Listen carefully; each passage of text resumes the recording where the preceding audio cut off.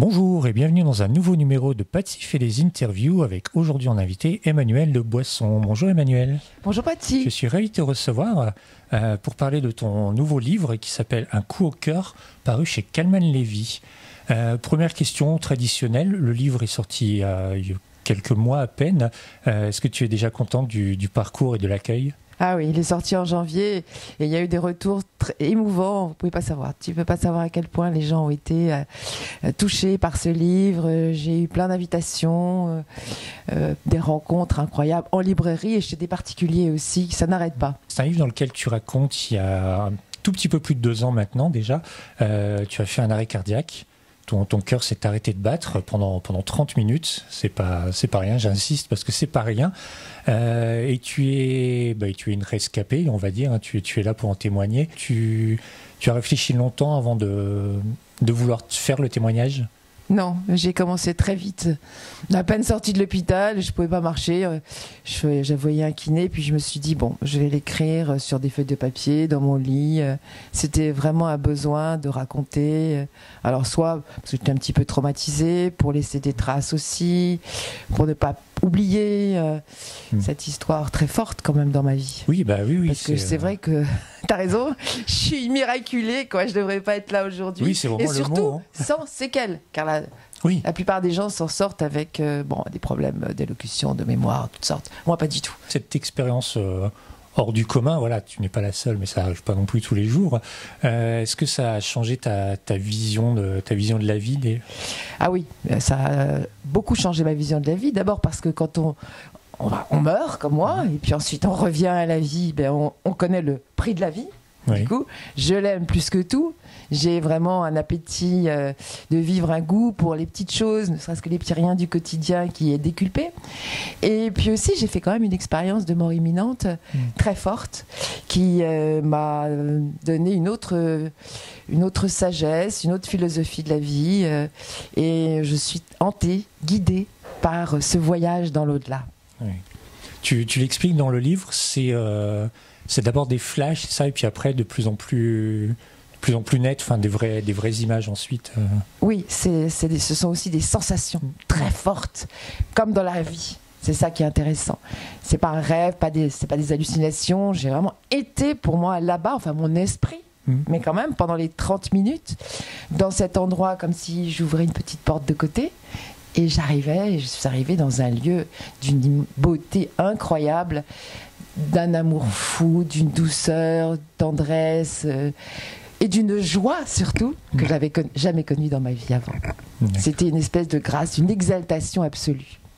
Ça se ressent même à l'écriture, justement. C'est plein de poésie, ce livre. C'est une ode à la vie, hein, tout simplement.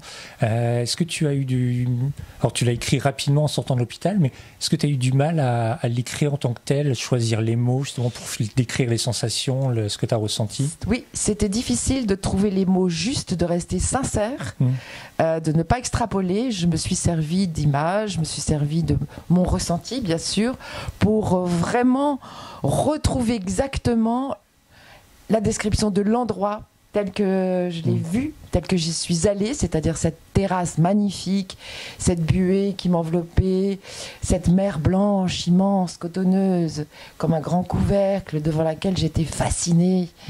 Voilà, j'ai vécu dans la grâce, la contemplation, et j'en ai un peu la nostalgie même. Et donc je me suis aidée de la poésie, effectivement, de Baudelaire, des poètes que j'aime, pour pouvoir trouver... mais c'est venu assez facilement, parce que c'était tellement fort ce voyage que j'ai trouvé les mots. Ouais. D'accord. Puis il y a le sens de la formule aussi.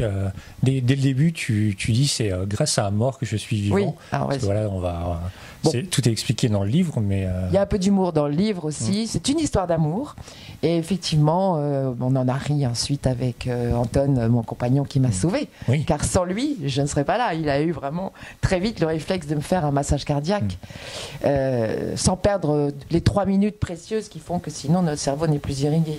Oui. Il a agi très vite. Et il a appelé les pompiers, bien sûr, mais le temps qu'ils arrivent, il faut tout de suite irriguer le cerveau et les organes. Ce livre, c'est aussi, alors c'est un témoignage très fort de ce que tu as vécu, c'est aussi pour pour rappeler en même temps l'importance des gestes qui sauvent et d'avoir les bons réflexes. Absolument.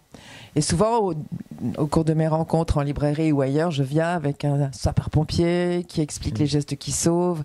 J'ai compris l'importance. Beaucoup de gens ne savent pas les faire, ils paniquent et voilà, et attendent les secours. Alors, il ne faut pas attendre les secours, il faut commencer tout de suite.